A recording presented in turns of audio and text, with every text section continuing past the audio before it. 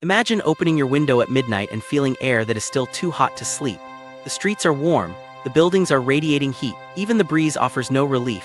Now imagine that happening not for one night but for days. Across Europe, this is becoming a new reality. Scientists say Europe is warming faster than any other continent on Earth, and that is changing what summer means for hundreds of millions of people.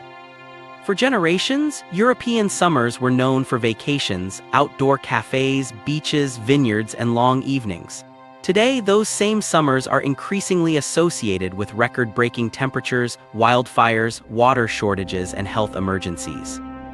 The transformation is happening so quickly that researchers now describe Europe as the world's fastest-warming continent. But why Europe? Why is this region heating faster than almost everywhere else? The answer starts far to the north. The Arctic is warming nearly 4 times faster than the global average. As sea ice disappears, bright white ice is replaced by dark ocean water. Instead of reflecting sunlight back into space, the ocean absorbs more heat. That additional heat changes atmospheric circulation across the northern hemisphere. Weather systems begin behaving differently. Hot air can remain trapped over Europe for longer periods. High-pressure systems become more persistent. Cloud formation decreases. The sun continues heating the ground day after day. Then another powerful feedback begins. The soil dries out.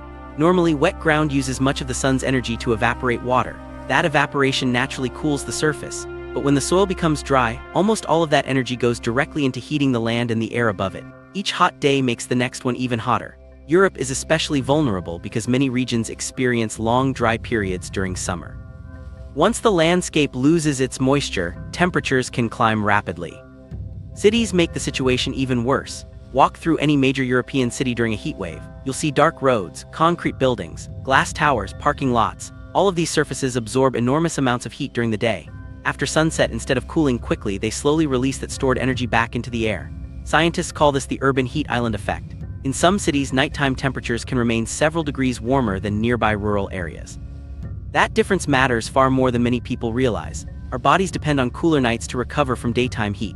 When temperatures remain high throughout the night, the heart continues working harder. People sleep poorly. Dehydration increases. Heat stress builds over several days. This is one reason why extreme heat quietly becomes one of the deadliest weather hazards on Earth.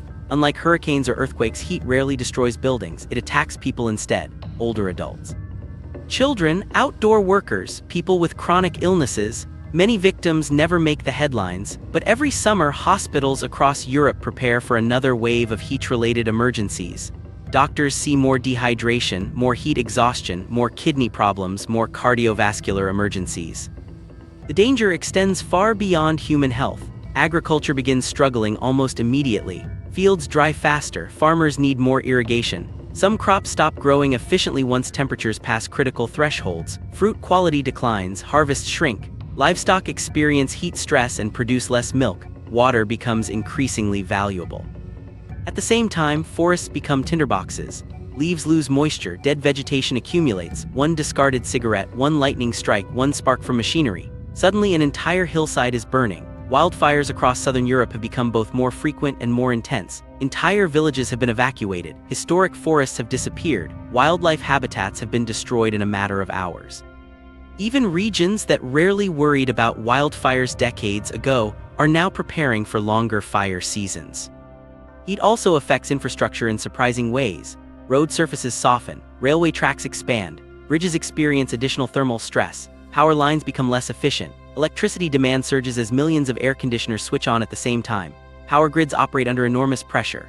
Rivers that normally cool power plants become warmer and shallower. In some cases, electricity production must be reduced because cooling water is simply too warm. Scientists emphasize an important point. Heat waves themselves are not new. Europe has always experienced hot summers. What has changed is their frequency, intensity, and duration. Research from World Weather Attribution compared today's climate with computer simulations representing a world before large-scale greenhouse gas emissions. Their conclusion was striking. The recent European heat wave would have been extremely unlikely without human-caused climate change.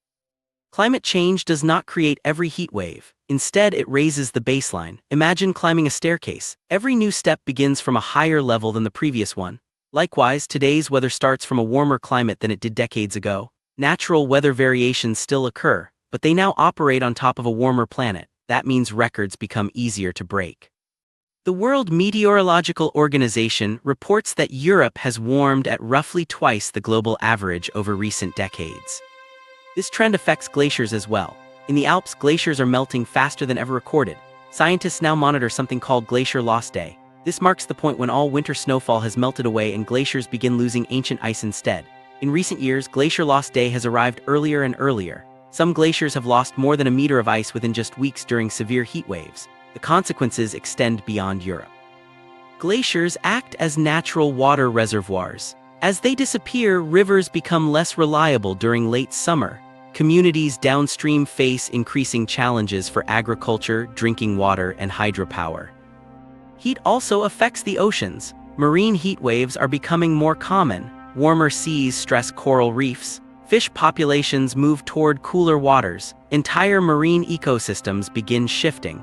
Scientists are now observing changes that would once have taken decades occurring within just a few years. In Europe, adapt. Yes, many cities are planting more trees to increase shade. Green roofs help reduce building temperatures. Cooling centers protect vulnerable residents during heat emergencies. Improved forecasting gives governments more time to prepare. Buildings are being redesigned to stay cooler naturally. But adaptation has limits. Researchers consistently conclude that reducing greenhouse gas emissions remains essential if the most dangerous levels of future warming are to be avoided. The story of Europe's changing summers is not really about Europe alone. It is about how a warming climate reshapes everyday life. The weather people once considered normal slowly becomes unfamiliar. A city square becomes too hot to enjoy. A mountain glacier disappears. A forest burns. A river runs low. A summer vacation becomes a health warning. Perhaps the most remarkable part is how quietly this transformation happens, not through one catastrophic event, but through thousands of small changes that accumulate year after year. One hotter summer, one earlier wildfire, one shrinking glacier, one warmer night, until eventually people look back and realize that the seasons they grew up with no longer exist. Europe's summers are changing, and scientists say this may be only the beginning.